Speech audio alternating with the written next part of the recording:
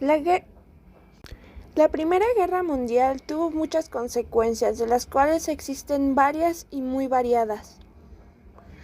Algunas de estas fueron las sociales.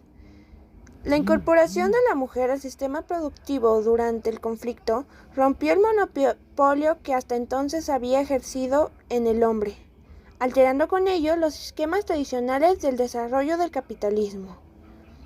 Las clases medias salieron empobrecidas de este conflicto, en tanto que surgieron nuevas fortunas relacionadas con la producción de armas y la especulación de víveres. Las masas obreras sufrieron una de las importantes pérdidas del poder adquisitivo de sus salarios a causa de la inflación debido a esta guerra.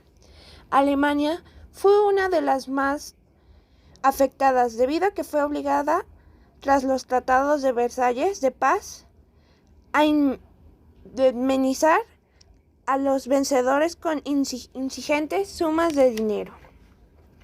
Hablando de las consecuencias políticas, tenemos que los 4 imperios existentes antes del final del conflicto, que fueron Austria-Hungría, Alemania, Turquía y Rusia, desaparecieron, dando lugar a repúblicas. La revolución bolchevique fue la primera que dio como resultado el nacimiento de un Estado comunista, quedando en la historia como una de las primeras revoluciones en estos tiempos.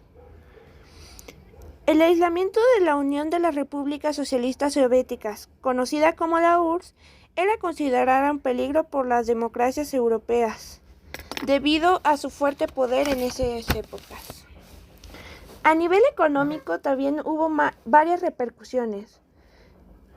Por ejemplo, Francia y Bélgica fueron los países más afectados, pues los combates más violentos se dieron en esos territorios. Al igual que Rusia y la región fronteriza entre Italia y Austria, sufrieron demasiado este pegue en la economía. Los descensos de riquezas en varios países fueron: Francia perdió más del 30%, Alemania cerca del 25%, Reino Unido el 26%, Italia el 26%. Estados Unidos se vio menos afectado y su economía se colocaría a la cabeza del mundo como actualmente lo es. Se reconvirtieron las industrias que habían estado destinadas durante años a la producción de la guerra. Debido a estos tratados de paz ya no eran necesarias. Los beneficiarios fueron aquellos que se mantuvieron neutrales en el conflicto y se volvieron proveedores de diferentes cosas en esa época, como lo fueron Brasil, Argentina y España. Las grandes potencias como Estados Unidos y Japón también se vieron beneficiadas con estas batallas, ya que gracias a ellos su economía se vio en un repunte favorable. En la demografía tenemos muchas muertes, pero a diferencia de la Segunda Guerra Mundial fueron relativamente reducidas. Entre los fallecidos tenemos 9.272.000. Entre los inválidos, 65 millones. Quedaron 4.250.000 viudas y más de 8 millones de huérfanos. Para este momento, las potencias centrales habían perdido más de 4 millones de gentes y las aliadas habían perdido más de 5 millones. Como eran la mayoría de ellos jóvenes varones, se dio una relativa sobrepoblación femenina, dejando más viudas y haciendo que esto incrementara la tasa de mortalidad y disminuyera la tasa de nacimientos, lo que vendría a ser una desproporción gigantesca para Europa, como una repercusión mayor a gran escala. La Triple Entente fue conformada por Gran Bretaña, Francia, Serbia y Rusia imperial. Más tarde se unirían Italia, Grecia, Portugal, Rumania y Estados Unidos. Reino Unido participaría con ellos, pero solo brindándoles su apoyo diplomático.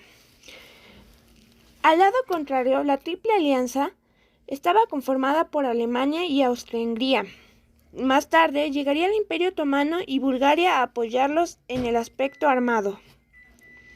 Los cambios fronterizos de Europa en 1914 fueron varios y muy notables en esa época.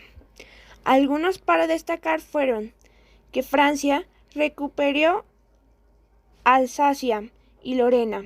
Italia se hizo con el Tirón meridional.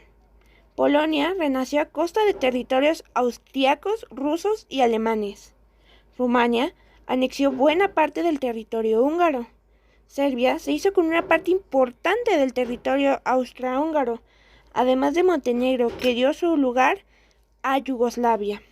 Grecia tomó el sur de Bulgaria y partes de Turquía. Austria y Hungría se separaron, dando paso a Checoslovaquia.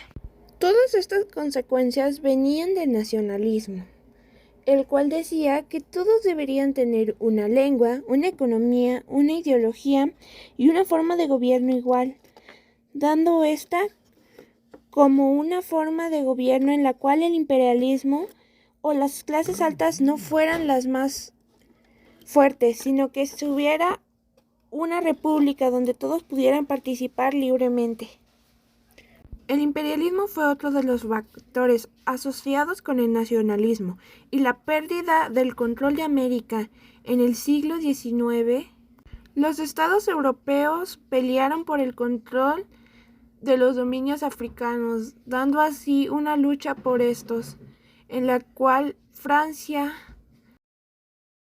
y Estados Unidos reclamaba gran parte mejor administración de estos dominios, mientras que Alemania pedía participación y tenía una poca parte de los dominios africanos. Esto también hacía que Hungría quisiera más participación a estos dominios.